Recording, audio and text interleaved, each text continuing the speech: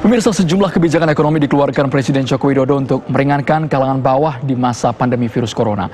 Mulai dari kemudahan pajak, keringanan kredit, hingga penundaan pembayaran kredit kendaraan hingga 1 tahun ke depan, pemirsa. Lantas, bagaimana realisasinya di lapangan? Kita akan tanyakan langsung kepada tenaga ahli utama kantor staf kepresidenan, Bang Ali Mukhtar Ngabalin. Assalamualaikum, Bang Ngabalin. Ya, Andro, waalaikumsalam warahmatullahi wabarakatuh. Baik, kita ingin tahu lebih jelas, alhamdulillah Bang sehat, kita ingin tahu lebih jelas Bang Ngabalin mengenai kelonggaran kredit, baik itu untuk UMKM dan juga masyarakat kalangan bawah. Ya, itu kalau pidato Presiden begitu dalam sistem kenegaraan itu artinya perintah, instruksi itu, itu instruksi Presiden.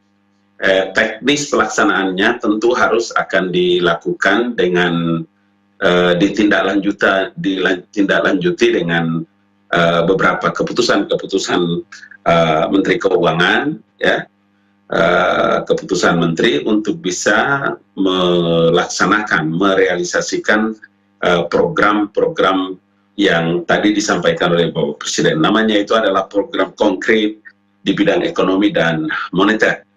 Tadi kita sempat dengar ada Bapak Presiden juga menyampaikan yang pertama, yang paling penting itu adalah menurunkan suku bunga Bank Indonesia, kemudian rescheduling terhadap utang baik pokok maupun bunga pinjaman. Ada hal yang tadi Bapak Presiden sampaikan, ini adalah berita penting bagi para ojek online, kemudian para nelayan yang kredit dan lain-lain sebagainya.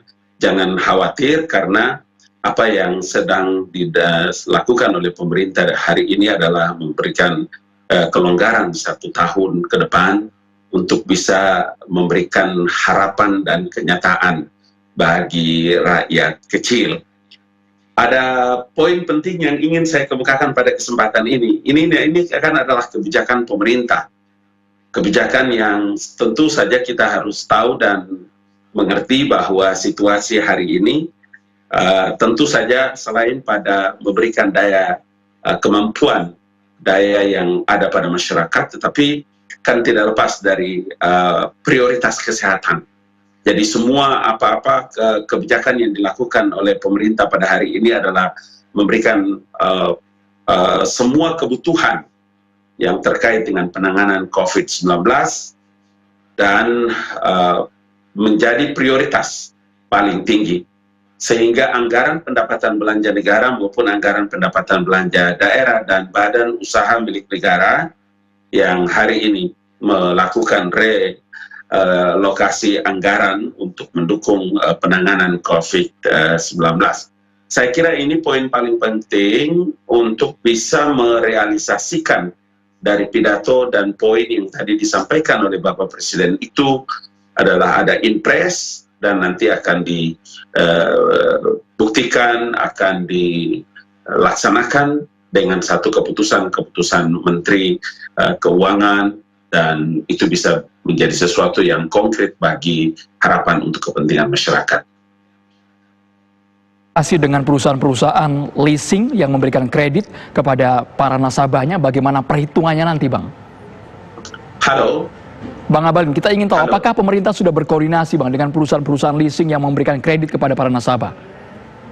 Ya, yang pasti bahwa ini negara, ya. Jadi kalau Bapak Presiden berpidato itu untuk dan atas nama negara. Dalam situasi seperti hari ini, maka negara mesti mengambil langkah-langkah penting. Dan karena itu adalah baik yang ada dalam negeri, ya, tentu saja badan usaha milik negara maupun swasta, yang diharapkan adalah bisa memberikan backup penting terkait dengan kebijakan yang dilakukan oleh Bapak Presiden. Kalau saat ini, Bang Ngabalin, ini kan kelonggaran 1 tahun. Apakah nantinya setelah 1 tahun ini akan ada akumulasi kredit, akadnya berbeda lagi, atau bagaimana, Bang Ngabalin? Ya, yang pasti dalam 1 tahun ini sampai 1 tahun yang ke depan, kita doakan bahwa wabah corona ini tidak terlalu lama.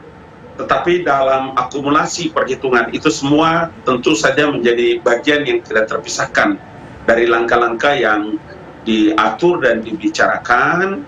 Tentu nanti ada teknis yang akan diterbitkan terkait dengan keputusan menteri yang tadi saya katakan itu.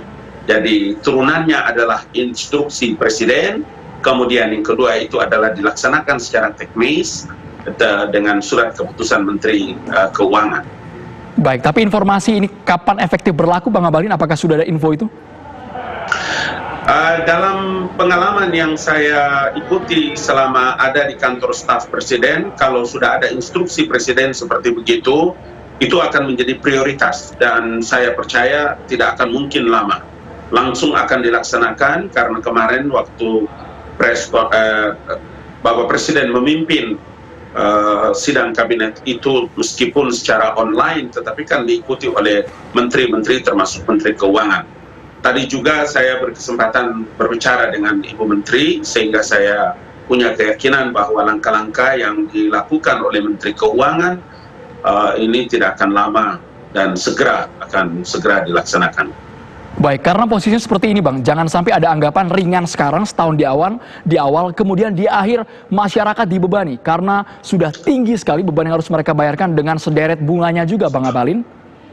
Bukan. Yang paling prioritas ini adalah memberikan perlindungan kepada masyarakat miskin golongan terbawah dan para usaha kecil. Saya ingin mengatakan dan menegaskan bahwa tidak akan mungkin bisa pemerintahan Presiden Joko Widodo memberikan beban seperti yang Anda tanyakan, Andro, terkait dengan beban kepada masyarakat. Saya ingin katakan pada kesempatan kali ini bahwa pemerintah memberikan jaminan itu dan tidak akan mungkin bisa memberatkan karena dalam situasi seperti hari ini. Baik, ini aturan dari pemerintah pusat langsung keluar dari presiden, namun bagaimana agar seluruh perusahaan leasing ini mematuhi aturan tersebut? Mereka tidak main hakim sendiri dengan debt collector menyebarkan di lapangan seperti itu, Bang Abalin. Ya, karena tadi beliau sempat tekankan kan, jangan lagi ada, bahkan nanti ada yang debt collector penagihan, kemudian memberikan menakut-nakuti para kreditor dan lain-lain sebagainya. Ini pernyataan presiden, bukan pernyataan siapa-siapa. Ini pernyataan kepala negara yang disaksikan, didengar oleh seluruh rakyat Indonesia.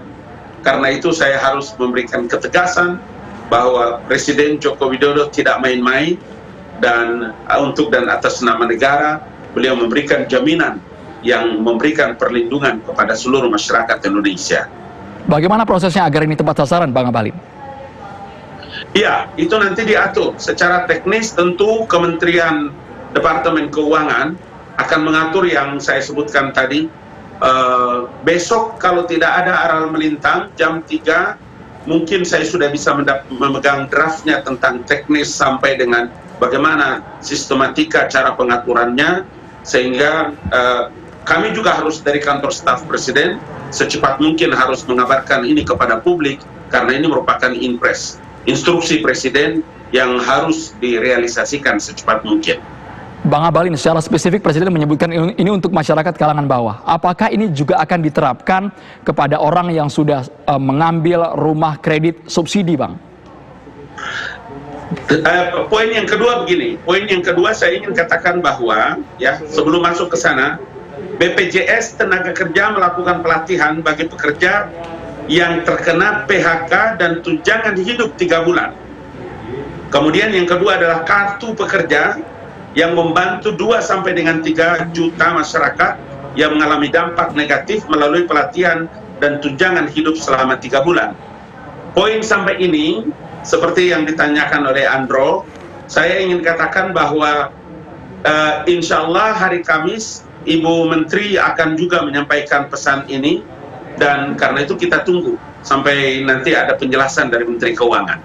Baik, terima kasih banyak Bang Ali Mukhtar Ngabalin atas waktu dan juga informasinya. Kita tunggu bagaimana implementasinya pemirsa di lapangan.